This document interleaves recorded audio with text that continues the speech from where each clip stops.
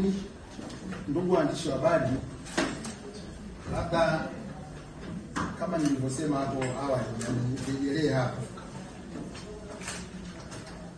Mkutano huu msingi wake ulikuwa ni kuweza kutoa taarifa kupitia kwenu na kualika wananchi na wadau mbalimbali kuja kushiriki katika kongamano hapo kesho. Na nimezungumza kwamba mada ya kwanza hapo kesho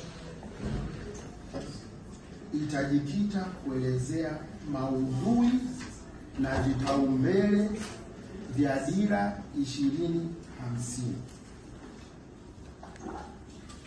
Na swali mwaliuliza ni la msingi sana. Watu wengi wana kiu ya kutaka kujua kuna nini katika hiyo dira baada ya Mheshimiwa Rais kuizindua tarehe 17 Julai 2025. Watu wana kiu ya kutaka kujua kuna nini. Na ilikuwa ni elekezo kati ya maelekezo mengi aliyotoa 6.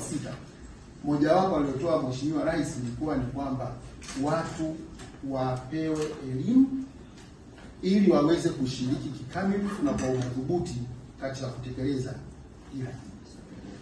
Sasa kwa sababu dira yenyewe tutaiona hapo kesho katika mada ya kwanza inayosema maudhui na vipaumbele, nachelea sana kuanza kumfilisi mzungumzaji wa mada hii hapo kesho. Nachelea sana, lakini niombe tuvute subira kwamba hili jambo litafafanuliwa vizuri hapo kesho katika kongamano.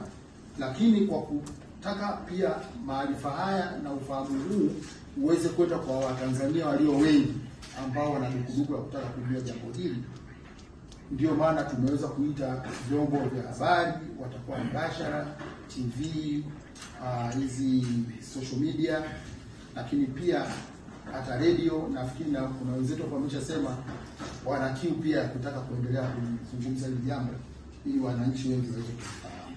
Kwa hiyo mimi niseme kiutaalamu nisimfilisi, naweza nikamaliza hapa kesho watu wasipate hamu hata kuja kusema sasa tutasikiliza nini.